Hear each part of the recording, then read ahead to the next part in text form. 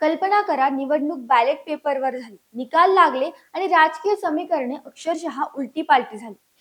ज्या पक्षाने महाराष्ट्रात स्थानिक निवडणुकांमध्ये क्रमांक 1 मिळवला त्यालाच तेलंगणात मोठा धक्का बसला. होय, तेलंगणातील स्थानिक स्वराज्य संस्थानाच्या निवडणुकीत रेवन्नाथ रेड्डी यांच्या नेतृत्वाखाली इंडियन नॅशनल काँग्रेसने दणदणीत विजय मिळवला. तर भारतीय जनता पार्टी आणि भारत राष्ट्र समिती याला अपेक्षेप्रमाणे यश मिळाले नाही. नेमकं तेलंगणात काय घडलं, हा निकाल इतका महत्वाचा का मानला जातो आणि बॅलेट पेपरचा यात किती मोठा रोल आहे, चला सगळं समजून घेऊया. 11 फेब्रुवारी 2026 रोजी तेलंगणात 7 महानगरपालिका आणि 116 नगर परिषदांसाठी मतदान झाले. विशेष म्हणजे ही निवडणूक ईव्हीएम ऐवजी बॅलेट पेपरवर घेण्यात आली. निकाल लागल्यानंतर चित्र स्पष्ट झाले. 116 पैकी 70 नगर परिषदांमध्ये काँग्रेसला स्पष्ट बहुमत, 7 पैकी 4 महानगरपालिकांवर काँग्रेसचा झेंडा, 2995 प्रभागांपैकी निकाल. काँग्रेस 1537, बीआरएस 781, भाजप 336, असाउद्दीन ओवैसी यांच्या ऑल इंडिया मस्जिद ए इत्तेहादुद्दीन मुसलमान 70, कम्युनिस्ट पार्टी ऑफ इंडिया 13, अपक्ष 183. हे आकडे पाहता काँग्रेसची अक्षरशः लाट दिसते. या निवडणुकीकडे केवळ तेलंगणाच नाही तर अनेक राज्यांचे लक्ष लागले होते, कारण सत्ताधारी काँग्रेसने ही निवडणूक बॅलेट पेपरवर घेण्याची विनंती केली होती.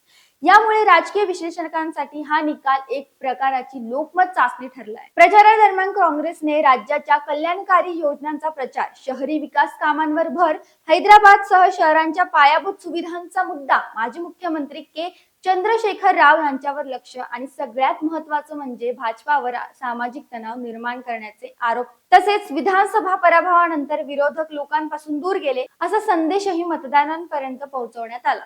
त्यानंतर डिसेंबर 2023 मध्ये काँग्रेसने विधानसभा जिंकून सत्ता स्थापन केली. म्हणून या निवडणुका म्हणजे सरकारच्या कामगिरीचा शहरी परीक्षेचा निकाल, काँग्रेसच्या शहरी जनाधाराची चाचणी, विरोधकांची ताकद मोजण्याची संधी आणि स्वतः मुख्यमंत्री रेवन्नाथ रेड्डी आणि वरिष्ठ नेते प्रचारात उतरले होते. त्यामुळे जनतेवर एक वेगळंच वर्चस्व निर्माण झालं. तेलंगणा प्रदेश काँग्रेस अध्यक्ष महेश कुमार गौंडी म्हणाले की शहरी मतदारांनी विकास कामांवर विश्वास दाखवला, राज्यात काँग्रेसला मजबूत पाठिंबा मिळाला आणि बीआरएस आणि भाजपाचा सुपडा साफ झाला. या विजयानंतर हैदराबाद मधील गांधी भवन परिसरात कार्यकर्त्यांनी जल्लोष देखील केला. शहरी मतदारांचा काँग्रेसवरील वाढता विश्वास, बीआरएस अजूनही मजबूत स्पर्धक,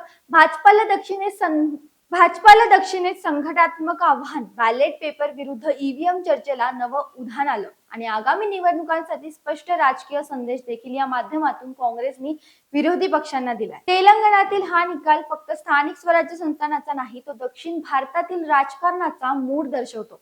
तो काँग्रेससाठी आत्मविश्वास वाढवणारा आहे आणि विरोधकांसाठी रणनीती बदलण्याचा इशारा आहे. पुढील विधानसभा आणि तसेच लोकसभा निवडणुकांवर यांचा प्रभाव पडेल का? बॅलेट विरुद्ध ईव्हीएम चर्चा पुन्हा पेटेल का? हे पाहणे आता अत्यंत महत्त्वाचे ठरणार आहे.